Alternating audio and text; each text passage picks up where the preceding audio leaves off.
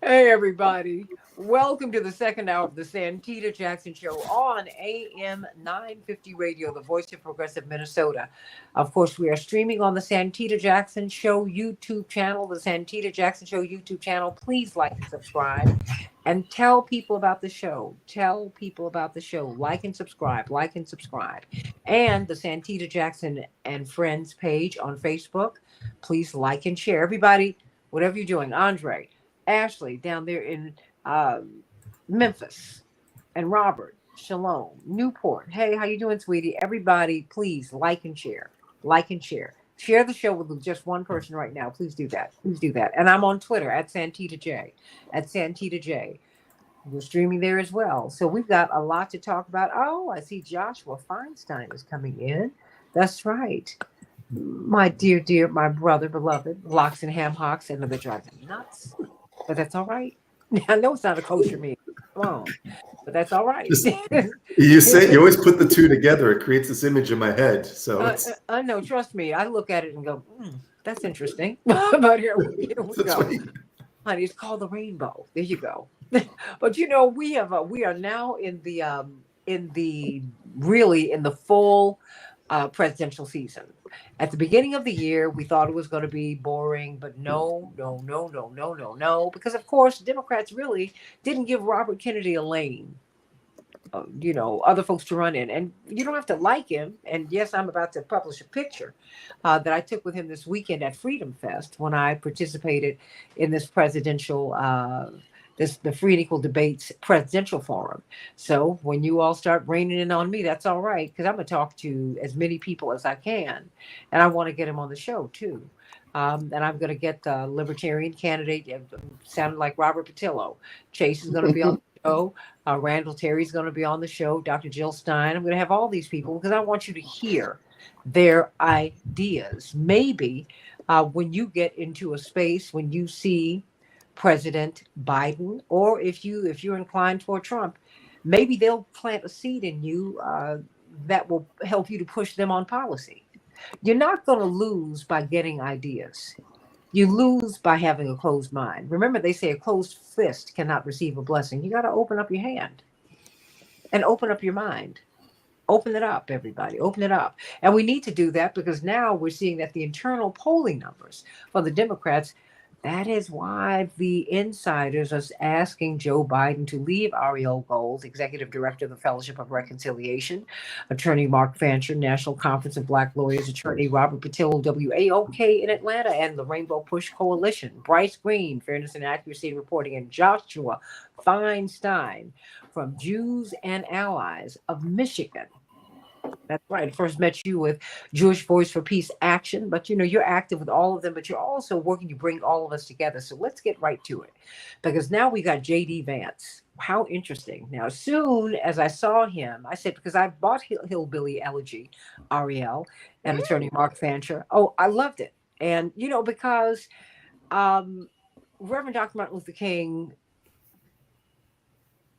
had the Poor People's Campaign. So when I have the Poor People's Campaign here, I have to remind them that part of the work after Dr. King was killed was to pick up the bloodstained banner and get to Washington and have a sit-in on the mall, which is what Reverend Jackson, led by Reverend Dr. Ralph Abernathy, that's what they did. And my father famously, because he was the mayor of Tent City, he took all of the residents of Tent City to the Senate dining room and they didn't know, these folks did not know what to do with all these poor people walking through there. And the question at the end was, who's going to pay? He said, we're already paying. Everybody come on here, get this food. Of course he didn't have any cash. He said, no, but this is America's food. We're paying for this. So that's that. So there is, when you read the Hillbilly Elegy, and I hope that you will read it, it gives you an insight into white poverty. I mean, J.D. Vance is someone whose mother was drug addicted. So Big Mama, Mama, his grandmama raised him. Ariel, I guess one of the things that attracted me to it was his grandmama said, Remember, you are somebody. That's what my great grandmother told my father, who was born out of wedlock and who was struggling to belong. You are somebody, and it's on you to become somebody. And don't disappoint me, boy. When you get up, I want you to be somebody. The same thing that my great grandmama told my daddy was the same thing that Mama told J.D. Vance. J.D. Vance is married to an Indian woman who has been attacked because she has been Indian, and he has attacked back. He's like, "Don't mess with my wife on racism. Don't do that." So there are a lot of spaces where he's going to hit you, everybody. Hmm. So let's be ready for that. This economic populism that the Republicans are running on, that Democrats are not running on, even though President Biden's record in terms of economics has been stellar. He's done some great things. Do I disagree with him? Absolutely. On funding a genocide? Yep, absolutely. But on the things that he has done right, they're not putting out there. So we got to talk about that, because look, if anything, if nothing else, every panel, Donald Trump is a showman. He understands show. Okay. And anyone who's before the public has to understand show too. That's part of what helped the Reverend. Because all black preachers understand show. You got a great soloist who's gonna open you, and a great choir who's gonna close you. You know how to begin, crescendo, decrescendo, oh my gosh, and have people screaming in the aisles. You know how to do that. That's production, y'all. Now that's something, the frozen chosen don't do it, but us hot folks of the cloth, we know how to do that. And I see the Republicans walking down that road. I think we need to talk about who JD Vance is, who Usha, his wife, is, who is someone who worked. They met at Yale Law School, and she works for a so-called woke law firm. So she's got some progressive bona fides, everybody. I'm just trying to look, I'm not making excuses for anybody. I'm just trying to tell you what's going to come at you. I'm going to start with you, Attorney Robert Patillo, because you have a radio show and you are hearing from people, and I can only imagine on Sunday from 1 to 4 on WAOK what people are going to say, because I think we're in for some surprises, perhaps. Well, as you're watching, because we are watching Ariel Gold, Fellowship of Reconciliation, Attorney Mark Venture, Bryce Green, Joshua Feinstein. You are watching young blacks move to the Republican Party. You are seeing Latinos do the same. You are. This is not a figment of your imagination. It's happening. Robert, help me. What are we looking at? Well, Trump, who, as you said, he's from real estate, he's from television, he's from showmanship, so he knows branding. And what we're seeing for young people is that the MAGA hat has become the new Che Guevara T-shirt for some Oh, people. The MAGA hat has become the official middle finger to the system. It has become simply saying, "Oh, you tell me I'm not supposed to like this. I'm going to like this whether I understand it or not, or whether I know what is or how it impacts us or not. I simply want to say a big F you to the system." And what Republicans in the current iteration have figured out is, how do I take white grievance and weaponize it against the country? Well, then you start talking about critical race theory. Are they talking about critical race theory? No. But what they are doing is scaring white people into believing that the schools are teaching your children and indoctrinating them into liberal woke ideology, is to hate you and to hate their families and to only believe in the worst parts of America. They push this concept of diversity, equity, inclusion is now being a bad thing. What are they really saying? That all those black people, all those women, all those migrants that are in those high-paying positions, they all don't deserve it. They're not. They now say DEI means didn't earn it. Those people are only in those positions because of these government programs. You really deserve to have those jobs, and your birthright is being taken from you because of this woke diversity, equity, and inclusion programs they call Kamala, the DEI vice president. They call Ketanji the DEI Supreme Court justice. Anybody who doesn't look like them, who's earned anything or has something that they don't have, it's easy to demonize them and simply say, "Oh, well, this is because of the woke system. The reason that you're poor, the reason that that's not you right there, is because the government is putting their finger on the scale for other groups."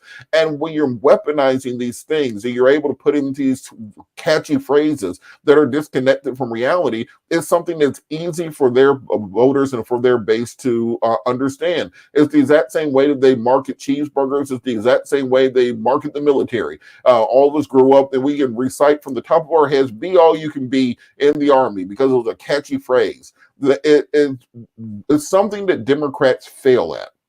What is the catchy phrase or memorable term that we have for climate change? What is the catchy phrase or memorable term or something that our voters can stick to with regards to gender equality, women's reproductive health, racial justice, those sorts of things? They turn Black Lives Matter, and because you can't really say I don't like Black Lives Mattering, they turned into BLM, which sounds scary, and that's the new form of Marxism. And then they simply say, well, BLM wants to destroy the nuclear family based on something that was on some website from some person. And then they turn that into the entirety of the group, because that tells the white working class that they're appealing to, you're not racist. These people are actually evil and they don't need to have rights and equality. There's nothing wrong. There's nothing that you did wrong.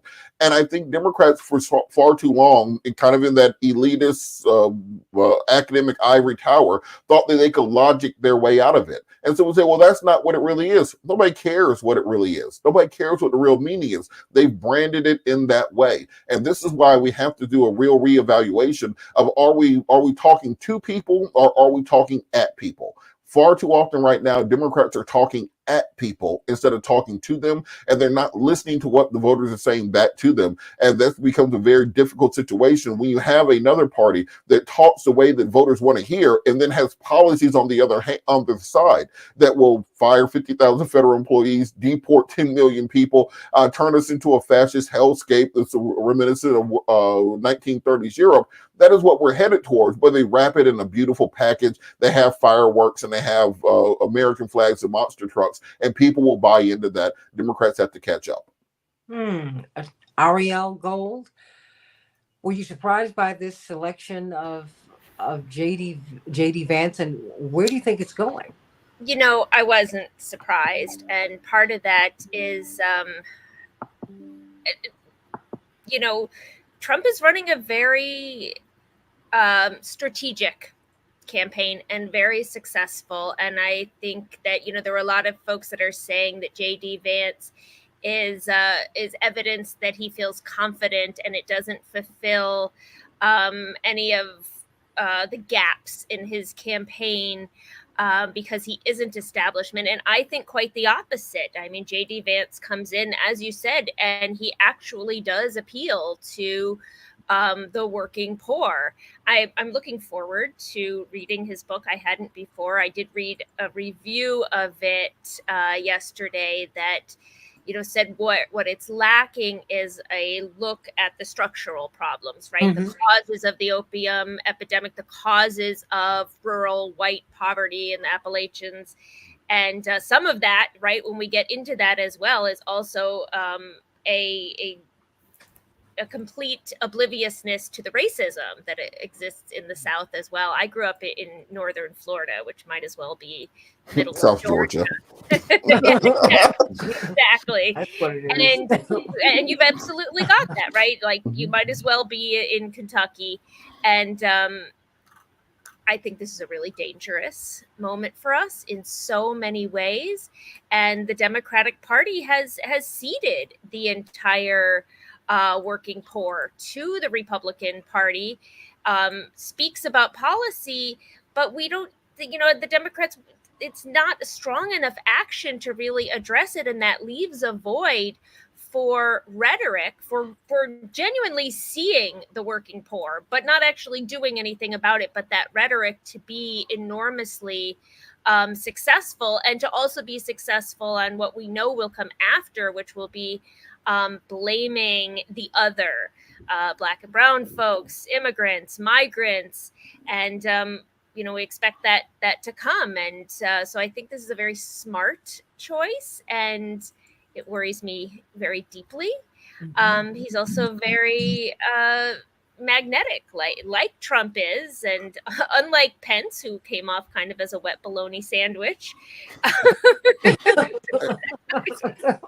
In defense of bologna, real bologna is kind of Real bologna has spices, so I will put that out Good there. point.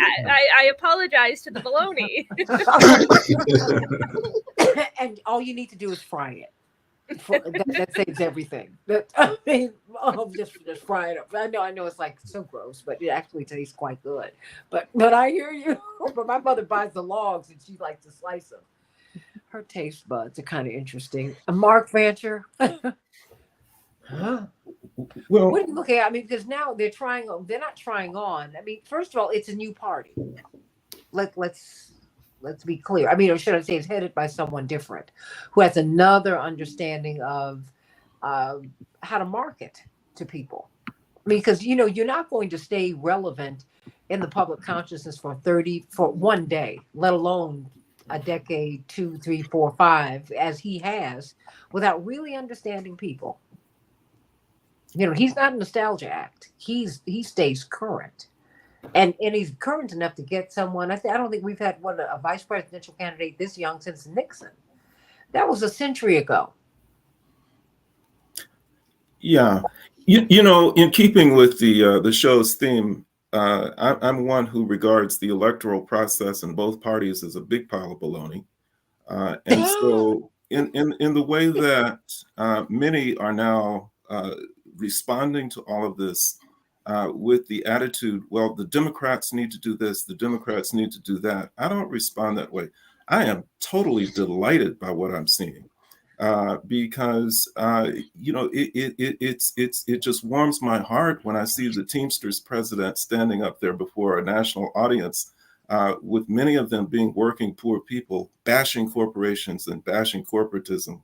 I'm thrilled that there were messages that blamed Biden for provoking the war in Ukraine.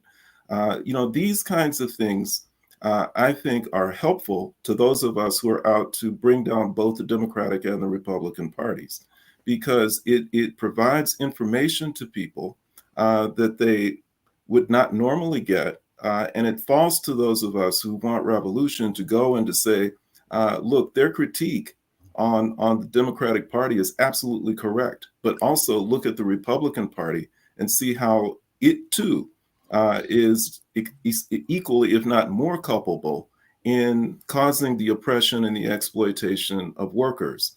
And it leaves open and as a challenge the whole issue of race and all of the implications there.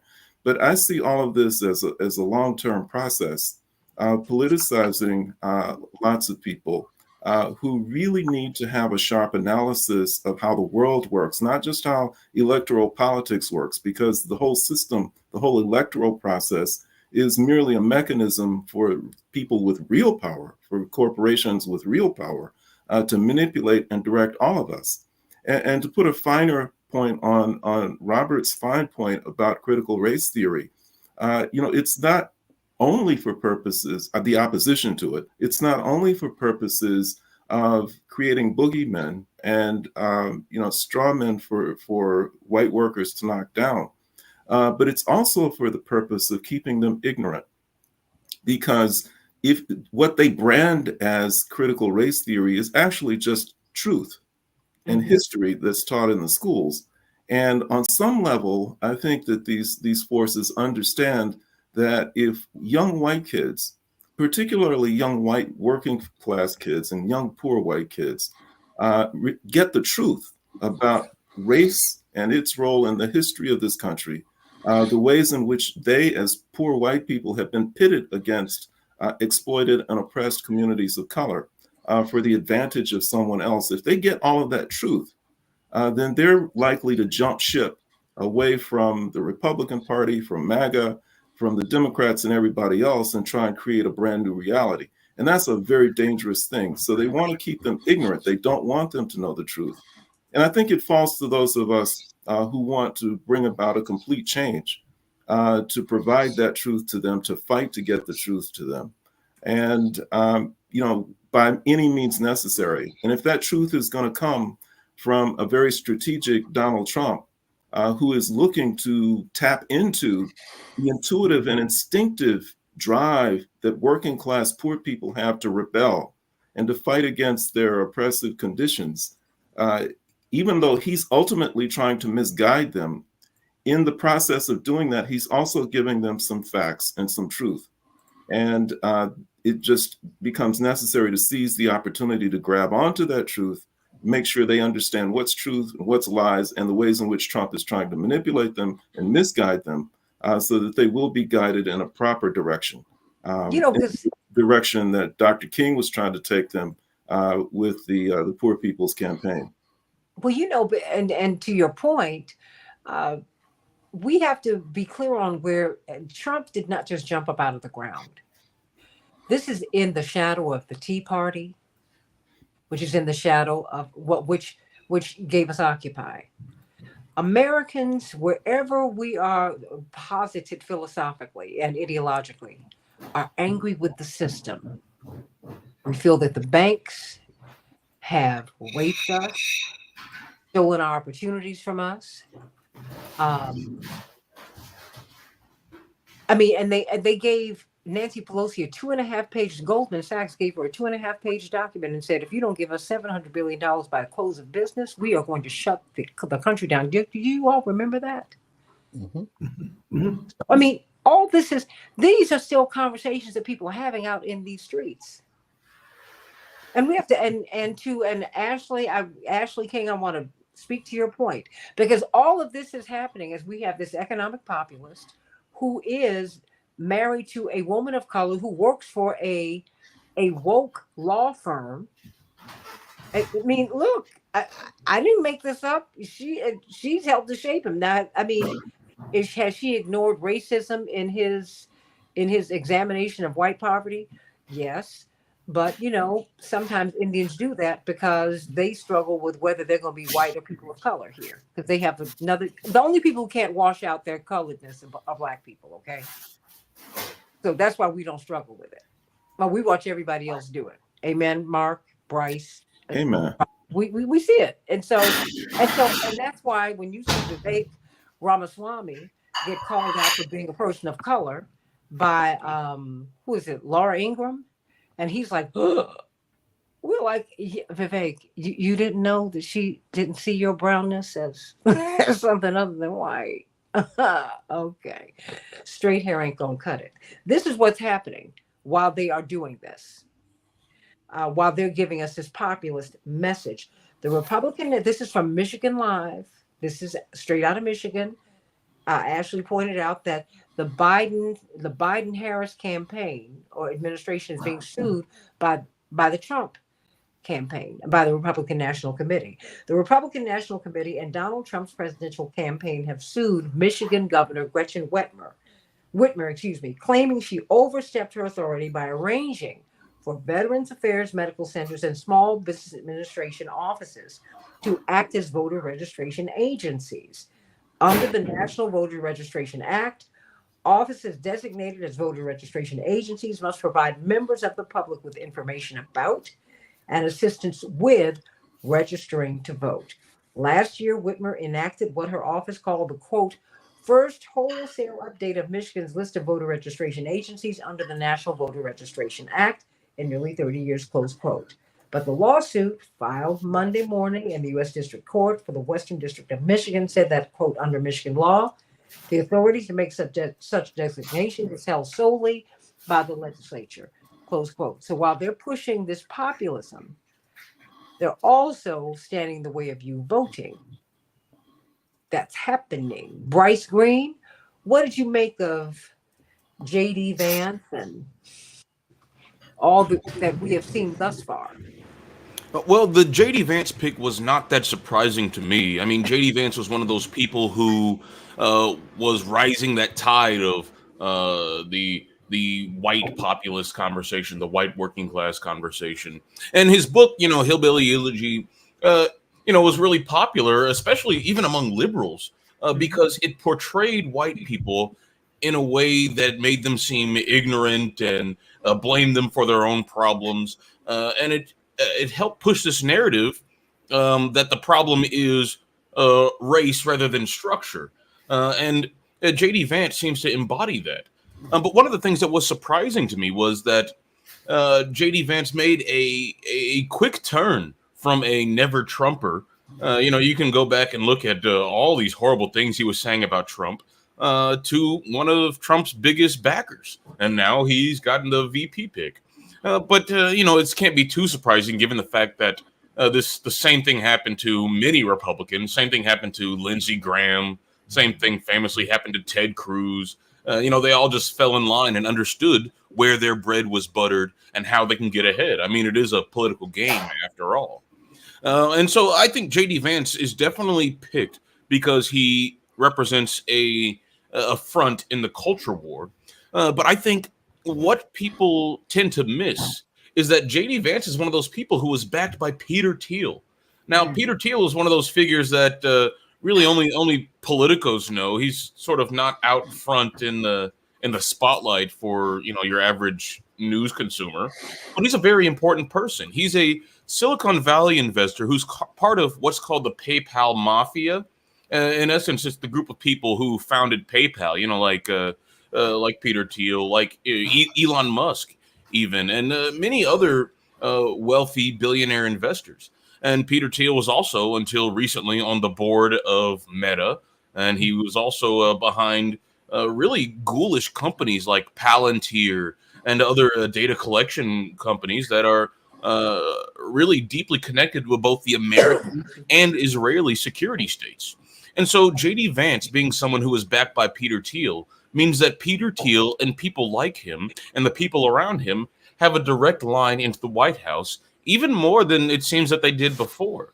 And so that has structural implications, not just for racial and labor politics in America, but also on the structural ways that America is going to function as an empire, as a behemoth. If this country keeps slipping more towards militarism, if the people who run this country are more and more devoted to the military-industrial complex, to the surveillance state, to the security state, well, I mean, you can only assume that all of the policies that these people will enact will be at the expense of democracy and expense of everyday people. And so while you can have the trappings of a working class populist hero, you can say some nice words here and again. The bar is very low in America because we don't actually have a working class oriented political party. So either member or either political party can get away with simply saying, "I like labor. I believe working people should do this. Working people, blah blah blah. I work hard, whatever." They can get away with saying that without any real change because Americans don't have any alternative. The problem is that once you do that, you're able to use that as cover for all sorts of horrible policies, all sorts of horrible appointments, all sorts of cronyism, and the Democratic Party is just as guilty as the Republican Party in that, except they don't seem to have any way to combat the Republican Party on this. I mean, it's not as if people decided to vote for Democrats, then they would get a bunch more labor-oriented policy. Like that's going to change the direction of the country. People understand that, or either implicitly or explicitly. But the result is that they turn to these aesthetic measures by which they can evaluate candidates, and those aesthetics are what they say about working class, whether or not they pull or poke the bear on these cultural issues, whether or not they're transgressive. Someone earlier said that the MAGA hat is kind of the Che Guevara T-shirt of young white people these days, and I guess that's kind of true. Because it's not necessarily about the politics. It's about the aesthetics. It's about the transgression. It's about who is being pissed off by what you're saying rather than the actual effects. And so you can use that as a cover for, increasing the security state, entrenching empire, increasing the corporatocracy in our country. And that's what JD Vance seems to represent to me. Josh Feinstein? Well, I agree with everything that's been sort of said. I think just recapping the discussion today, because I think there's some nuance in our opinions, but overall, I think we all agree that it was, I'll use the word, it was a brilliant choice from a really seasoned showman. And I think that whether we agree with what's going on, whether we're scared or whether we're gleeful, I think stepping back and looking at, quote, I don't want to call it the game, but it is, looking at things unfold, that Trump's campaign are making all the right strategic moves. And whether or not it makes you happy, sad, indifferent, you have to respect it. There is some good thought process going into it. JD Vance is a good pick on so many levels. I think the most controversial thing about the show today is where we all stand on baloney. And I think that luncheon meat, I think it has very little value. And I know that's going to be the most controversial topic Gotta today. fry it up. I'm trying to tell you, gotta fry I it. respect that, Santita, but even if you fry up the bologna, it's still bologna. I think we could tie this back to the show in just a moment. I'm just not sure how. So I'll pass. On the topic of bologna, if you're ever in New Orleans, go to Turkey and the Wolf. They have this bologna melt. It's fried bologna, American cheese, potato chips, like a house-made remoulade. It is absolutely amazing. It will change your perspective on bologna because it's real bologna.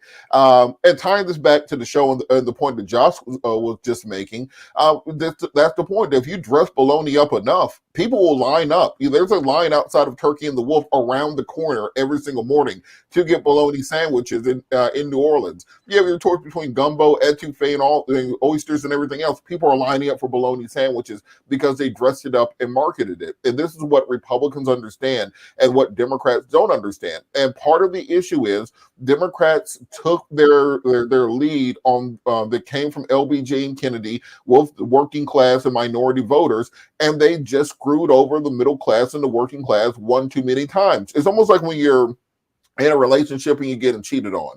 And the first time the person cheats, like, okay, I will forgive you. It's a transgression. We're mature. People fall. It happens. And then the second time, you say, we'll still figure out how to work through this. Our finances are entangled. We have kids. We have a house. We have to figure out how to make this work out. But then by the third or fourth time, eventually people stop listening to the baby please. And that's where Democrats are at.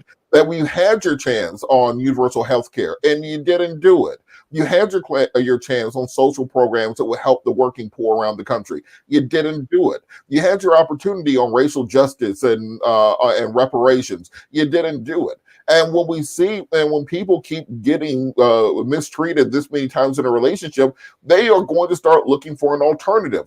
And at this point in time, Donald Trump is presenting himself to a swath of America as being a reasonable alternative. Now, if you look at the policies underneath it, it's horrible. It is it will put this country into a medieval phase, what they're trying to do to this country. But if you dress it up, just like you dress up the bologna sandwich with cheese and sauce and artisanal bread and potato chips, people will eat it. They will line up for it. They will pay you top dollar for it. And Democrats have to understand it's not enough just to be right on policy. And as we said earlier, what are the Democrats going to do to at their convention to kind of match the flash of the Republican convention?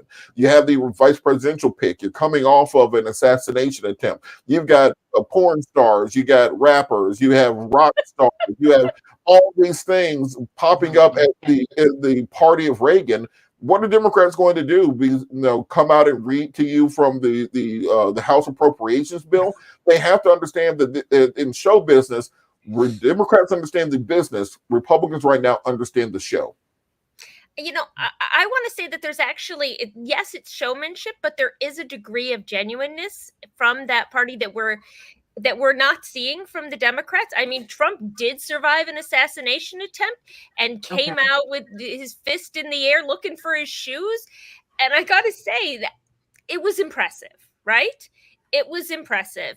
And JD Vance did come from rags to riches. And there is something to that. And on the other side, we've got mumbling Joe, who's won't do much but read from a teleprompter. And it's not just that we only have policies, but the policies are weak ultimately, right? Mm-hmm. It's not Medicare for all. Biden said in an interview yesterday that he's done more for Palestinians than any other president. So Unbelievable. And that's Yeah. not the only place that the Democrats are gaslighting the American public, and the American public sees that. So, at least with Trump and Vance, you do have a genuine show, right? I mean, again, the policies behind it are horrific, but you do have somebody who can take a bullet in the ear and come out looking for his shoes. And on the reverse, we have somebody who won't do much but read from a teleprompter and gaslighting about some things and policies that don't go all the way. And we could make our convention more exciting than the Republican convention if we can get Biden, if we can find frankly, if we can find our balls and, come out and actually tell Joe he has got to step down. And that means top Democrats saying that out loud and have an open convention. I mean, what could actually be more exciting and newsworthy than a real democratic process in Chicago? But I think part of the problem you're going to have there, Ariel, is that he got 14 million votes. And the argument, I know that a lot of that Maxine Waters, and and when I pull up Maxine Waters because I'm really a Maxicrat. Because because she is authentic, Mark Fancher, and I know that she will go into a room fighting for me. She's going to do that. She's going to do that. The subversion of the democratic process, which actually began before the vote began, because we're not letting people in, and so now you have a mess. And so if you throw out the votes of all these people because George Clooney said so, Ariel, I want you to know George Clooney does not resonate in the Black community at all. Okay, I didn't say at all. I said at all. Come on, y'all. I mean, and just kind of on that point that Ariel was making, if the party would listen to me, what would I do at the convention? The Supreme Court has just imbued the president with godlike powers, and you got like 4 months to use them. So I would do that at the convention. I would bring out a desk onto the stage. I would have a stack of executive orders like we talked about yesterday, and I would sign each of them. And they will be the most radical, left-wing, progressive executive orders known to mankind. And then I would dare conservatives to go to court over them. I would dare them to fight against it. And then I will run on that for the remainder of the campaign. If Joe Biden right now signed an executive order mandating Medicare for all, what would anybody do about it? Really, truthfully, I mean, just think about it. You can't impeach him for doing it. You have a Congress that's in a gridlock, so they're not going to pass any laws that would overturn it. You'd have to go through the court system, which is going to take, months, if not years. And then you can go throughout the country for the next 3 months saying, I just gave you Medicaid for all, and the Republicans are trying to take it away. That's exciting. He can sign an executive order giving us all reparations and tell us to show up at the Treasury and however much money you can take out is what you get. I'd show up. Hell, and who's going to tell him not to do it? The Treasury's right next to the White House. I mean, you're going to lose, so you might well go for broke on it. No, the empire would tell him not to do that. The capitalists, the corporations, those who really control everything would tell him not to do it. And if he did it anyway, they'd kill him. And they're already trying to kill him. Well, of course, because they don't want it. They don't want him. They haven't wanted him for a very long time, even before the debate performance. They didn't want him because he's tainting the brand. They have used Israel as their proxy to clean out Gaza, to commit genocide. And Biden has been the face of that. And going forward, they need a clean, a bright new face that's going to be the face of the empire. He's tainted. He's no longer of any value to them. And they've wanted to get rid of him for a while. And so the debate performance only helped them. So for him to do anything else at this point would just further alienate him from those who really run the country. And my fondest hope generally has been that people will take the same approach that Jesus took when he was approached about whether to pay taxes to Caesar. He said, render unto Caesar that which is his, and unto God that which is his. When they come to us and they say, should you give your Should we give our support to the Democratic Party or to the Republican Party? I think we should say render unto those parties that which is theirs, and to the workers and to the people of color and to those who are struggling and to those who are oppressed, give them what they're due. And I think that we have to take that. We have to stop thinking in terms of, well, our alternative to an admitted fascist is to go to the other party, which is run by fascist forces that don't brand themselves as such, that don't label themselves as such, as buying into this two-party paradigm and thinking that that's the only political option that we have. The more that we invest our energy, our time, our emotions in trying to make the Democratic Party something that it cannot be, it is not built to be what we want it to be. It can never be that because it's not hardwired that way. The more time and energy we waste, we really need to start thinking outside of this box and to come and to pursue a revolutionary path. And by that, I don't mean waving rifles, but I do mean looking to an alternative way of bringing together people of goodwill who really want to make a world that is consistent with what I think all of us would like to see the world to become. Bryce Green, what are you hearing from young people? Because, we're seeing, I know Attorney Patillo, Attorney Fancher, Ariel Gold, Joshua Feinstein.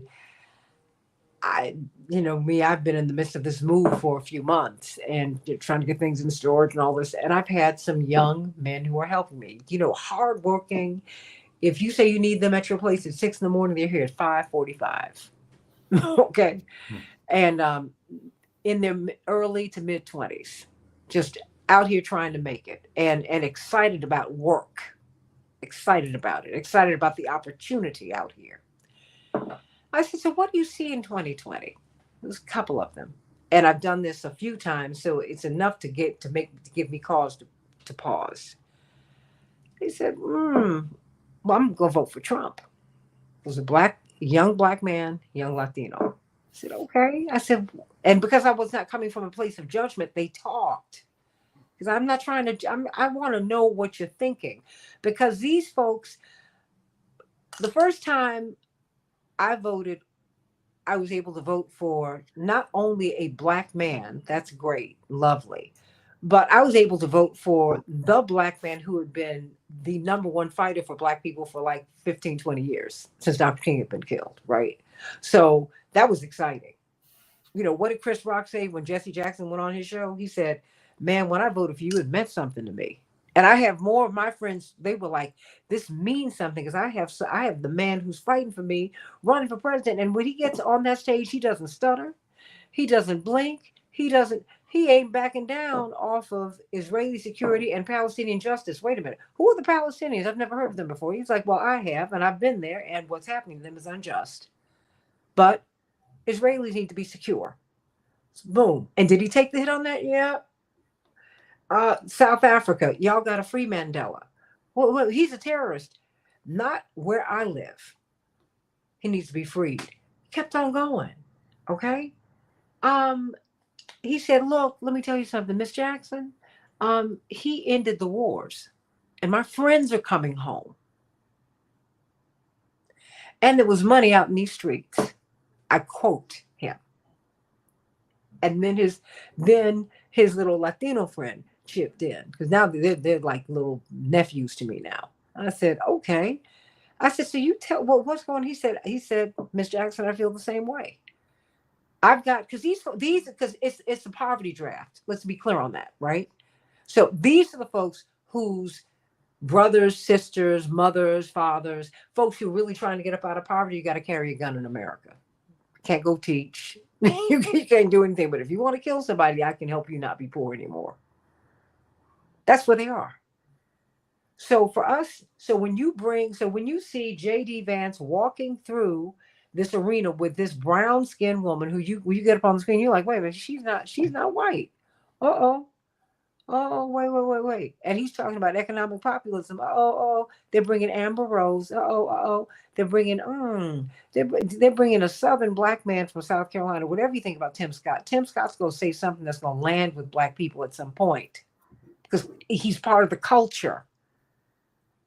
I'm just saying this is where we are. Trump is swinging for the fences, everybody. and he's not missing Bryce.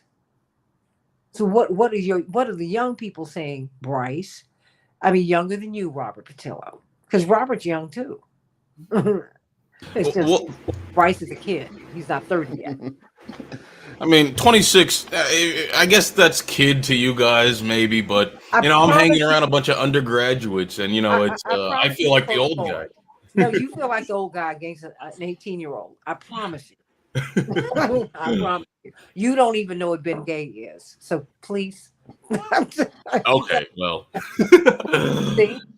But honestly, for young people, for the last, since 2016, when a lot of politics became, more accessible to young people through social media and the shock of the Trump election. Well, since then, young people have been feeling nothing less than existential dread.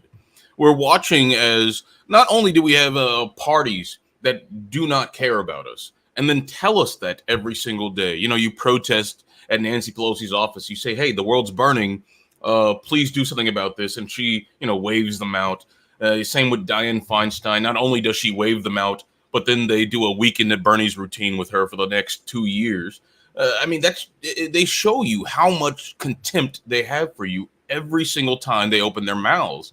And so this question of, what can the Democrats do to get young people? What can the Democrats do? There's nothing they can do other than a complete reorganization of their mission, their constitution, and their goals, which, I don't think that's going to happen anytime soon. And so what you have is young people disconnecting from politics entirely. And the people who are political, the people who do care, who are on the front lines of the current struggles now, the people in the encampment right now, you ask any of them about what they believe about the Democratic Party, about whether or not there's a future for young people, they'll laugh at you. They'll say, well, this is a waste of my time. I'm not even going to talk to you about this because the Democratic Party, more than anyone right now, is supporting one of the worst mass atrocities of the 21st century. And you can't just erase that by saying, let's put a nice fresh face there, or let's use some more messaging. There's no amount of messaging that'll make you forget when Joe Biden sent a bomb to go tear a child's body apart. Like, there's no amount of messaging that can do that. And so that's what young people feel. There are always some who, aspire to be, Democratic Party, operatives or whatever. And those are probably the people that are going to be, picked up by those firms, picked up in Congress, picked up in legislation. And those are the people who don't mind what the Democratic Party is doing right now. But they're a minority. But the Democratic Party can subsist as long as you get a few of those young people who are willing to sell their soul, are willing to look the other way, or don't have any principles to compromise on to begin with. And that is what the Democratic Party has been. And so until there is some sort of movement in this country that'll actually address the serious issues that people are facing, that young people are watching, they're going to be disconnected. They're going to be existentially dreadful about everything going on in the country. The biggest conversations people are having, it's not, how do we change the Democratic Party, or how do we fix politics in America? It's, where are you going when this all falls apart? What country are you picking when the hammer falls, when they start rounding up leftists? Because that's where we're headed. There's no denying that this country is on a fascist path. And there's also no denying that there is no organized force that right now is working to seriously stop it. For all their messaging about the dangers of Trump, about the dangers of fascism, Project 2025, again, they're behaving in a way that tells me that they don't care. I mean, even after Trump got shot, you had reports of these high Democratic Party leaders being like, let's stop trying to oust Biden. We got other things to worry. We don't care anymore. It's like, suddenly Trump gets shot. Democracy is no longer on the ballot. Women's rights don't matter. Project 2025 isn't that big of a deal. I mean, they tell you every day how much they don't care about you and how much they don't even believe their own rhetoric. And so that's what young people are thinking. They're thinking, how do I get out of here? And when is the end date for the United States of America? We have a joke here, and it's called, we say that this is just late American stuff. The implication being that the end is near. Now, that's pessimistic, of course, but it's not like we're not organizing. It's not like we aren't trying to create whatever structures we can that will stop it. But those structures, at least for many young people, have very little to do with organized electoral politics as they stand now, Democratic and Republican parties. Paying attention to the election is more akin to watching a soap opera rather than anything that they have an investment in or that they have high hopes for. And Mhm. just kind of piggybacking off of that, this morning, the rapper Kodak Black is actually having a beef with Plies over the election. Plies has been a very vocal Biden supporter. Kodak Black was pardoned by Trump on a gun charge back during his first term, and Kodak Black literally has threatened Plies' life over this over this election. So when people talk about, well, does Trump really have support among young people, among Black folks, etc., there's a movement out there, and Democrats have poo-pooed it. They've ignored it. They pretended it doesn't happen because if you admit that it's happening, then you actually have to do something for Black folks to justify them supporting your party. The key has always been to keep 90% of the Black vote, but to do nothing in order to get it, because you also want to do nothing so that you can get those white racist votes from the Rust Belt to support you. Now that entire hustle is starting to fall apart because Democrats were always able to just simply say, well, the Republican is racist and therefore you have to vote for us. It's hard to tell Kodak Black, who's been pardoned by Trump, that Trump is a racist. It's hard to tell Lil Wayne, who's been pardoned by Trump, that Trump is a racist. It's hard to tell 50 Cent, who's been doing business with Trump for 20 years in New York, that Trump is a racist. So when that kind of shielding falls apart and that's the only card you had to play, yes, that still plays in some older communities, but for young voters who did not grow up with the same racial dynamics that older generations did, it's the sea change. Because if you're Gen Z, you grew up in a school that was racially diverse. You were around people from different places, different origins, and you played video games online with people from everywhere on planet Earth. Your connection with racism isn't the same as somebody who grew up in Selma, Alabama in 1960. So simply saying the other side is racist doesn't hit the same way. And Democrats have to figure out what's going to be the new card they have to play to continue to get 95% of the Black vote without having to do something. Or, and just hear me out, they could do something to actually help Black people, and then they might actually justify that level of support. Well, you're absolutely right. And I'm going to let you all close out because, you remind us, Ariel, as you will, you're like, wait a minute, foreign policy, there's some differences. And you are right. You are absolutely right. When you look at Trump's policy toward Israel, the Abraham Accords, my goodness, what has he done? That having been said, I'm talking about how this is going to land with this domestic audience. Don't forget that J.D. Vance voted against a supplemental aid package to Israel. Now, that's not going to affect the way Trump governs in regard to Israel, but it may affect the vote. Well, I mean, I guess, and I think we have to pay attention to all of these pieces because, you're hearing Bryce, and Bryce grew up with a Black president. I thought everything was good. I thought everything was fine. I thought racism was over. 5th grade Bryce, first learning about the KKK. You see Obama up there. Your mama's telling you, like, oh, Bryce, the world is scary for Black people. And I'm like, look, we have Obama.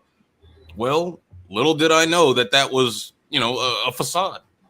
And that he did more. In fact, Obama did more to harm Black people than a lot of presidents, even Trump. Obama's the one who took their houses away. Obama's the one who let the banks take the houses away. That wasn't Trump. That was the largest transfer of wealth out of here.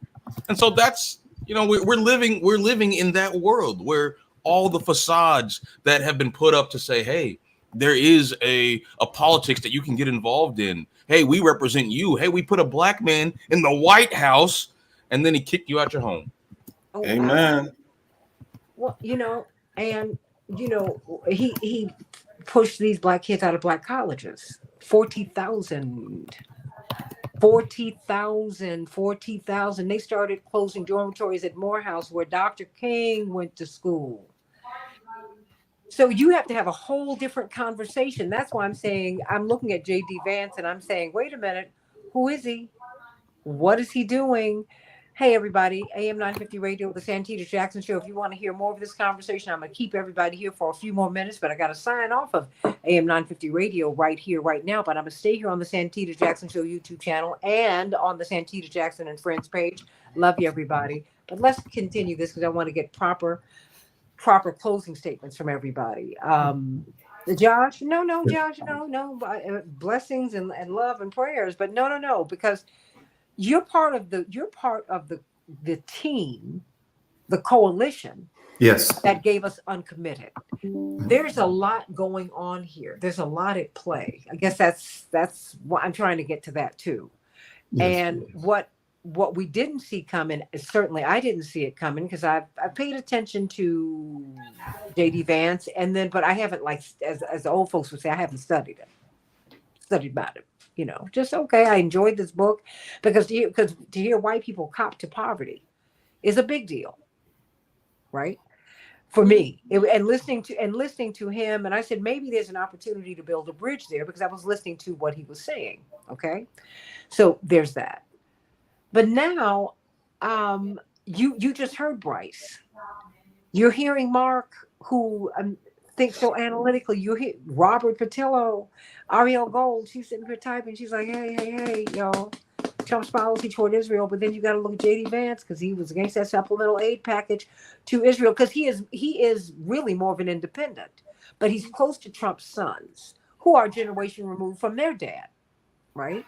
So, so there's that, so I mean, there are a lot of pieces because there's some differences that my brothers, my sister and I have with our parents on, like, well, no, I see things just a little differently, because and my mother even told me when we were talking about one day, she said, you know what, I got to tell you about dating. This was like 20 plus years ago. I said, okay, what you gonna tell me? She said, I hope that you will be open to dating someone or marrying someone who is not Black. I was like, okay. I mean, all right. That was like not earth shaking to me because, hey, I was asked to my prom by two guys who were not Black. So there we go. And that was just, my father's two best friends were white guys who were his classmates at the University of Chicago. And I grew up with my Uncle Gary and my Uncle David. So that was just not my thing. I grew up with them. So that's my family. Next.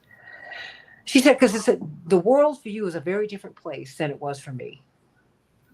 Not only was it illegal, but I want you to know that you have a lot of options that I did not have. And you might bump into someone who might resonate with you more deeply than a Black man will. Not just any Black man, but I mean, it turns out I ended up dating a guy whose family was more like mine, and he's white. A lot of kids, family's close, blah blah blah, and he and I are very close today. Because it's just there's a resonance there. His mom, his dad, his siblings, all that. I get it.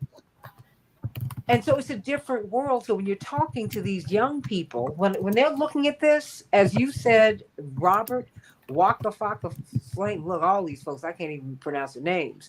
All these people but you've been down in the ATL in Atlanta. These folks, they have resonance, and they are also saying, I don't have allegiance to a party. None.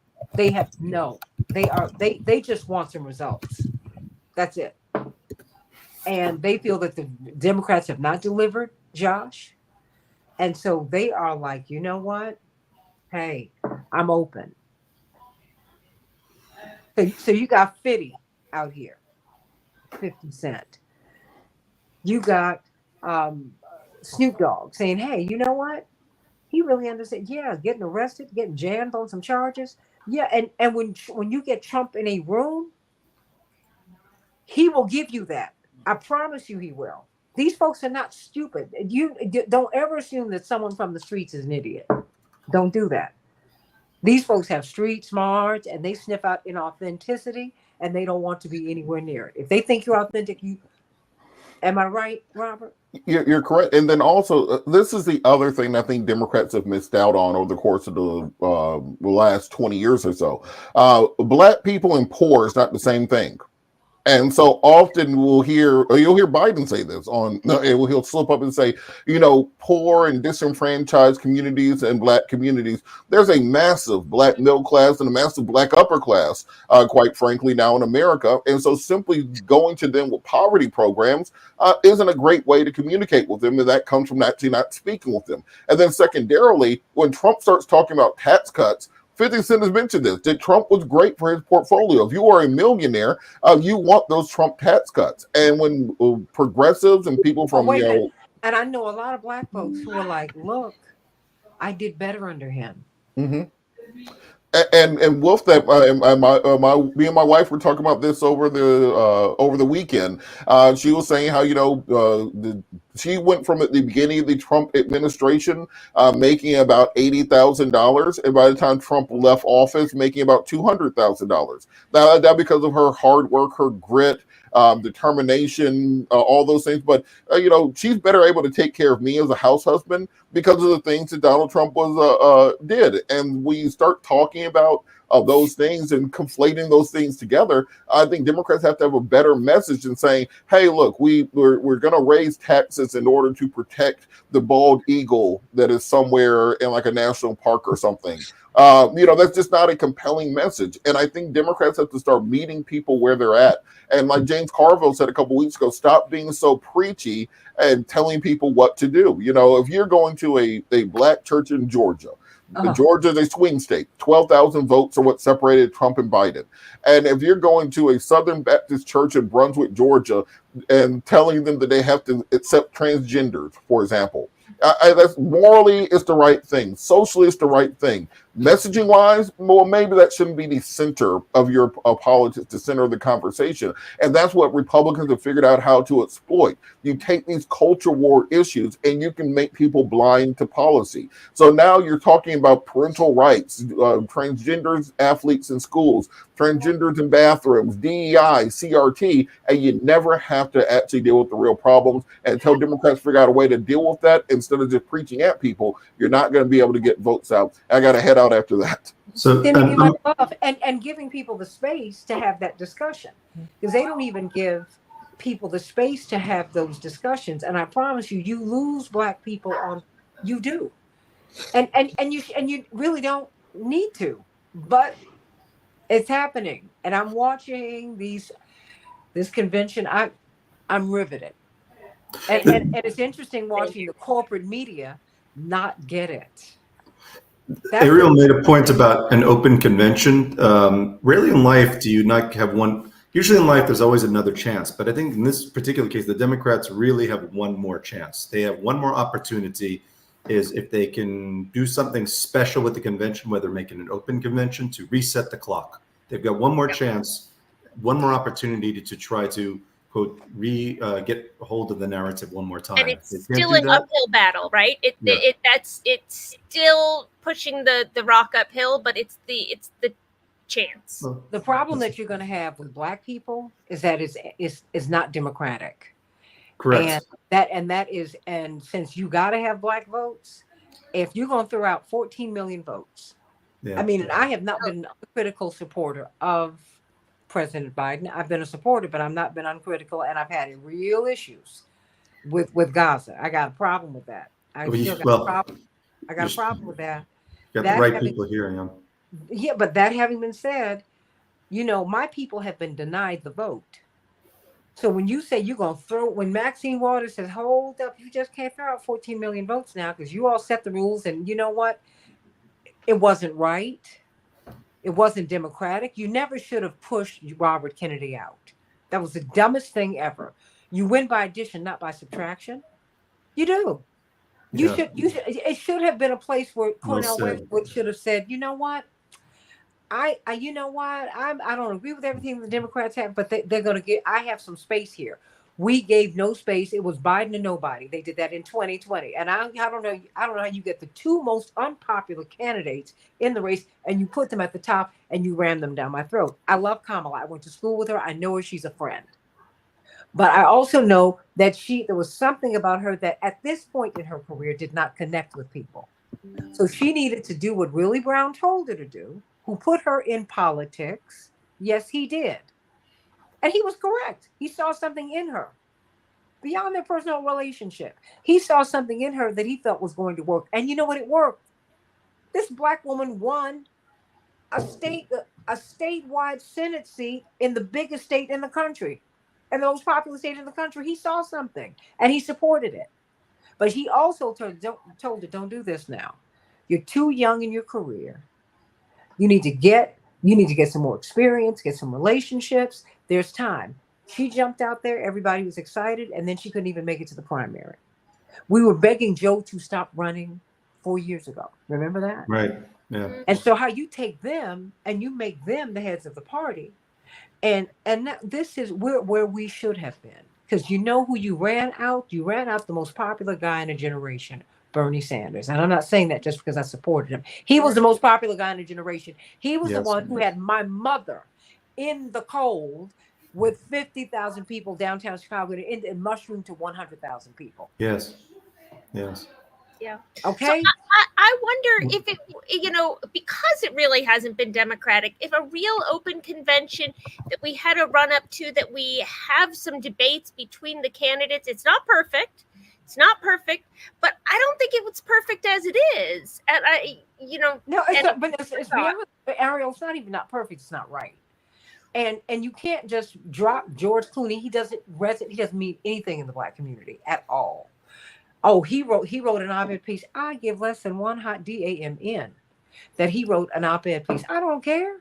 He's got a satellite. I don't even know who this joker is, but okay. I love George Clooney. He's handsome and all that, but I ain't following him across the street, let alone in politics.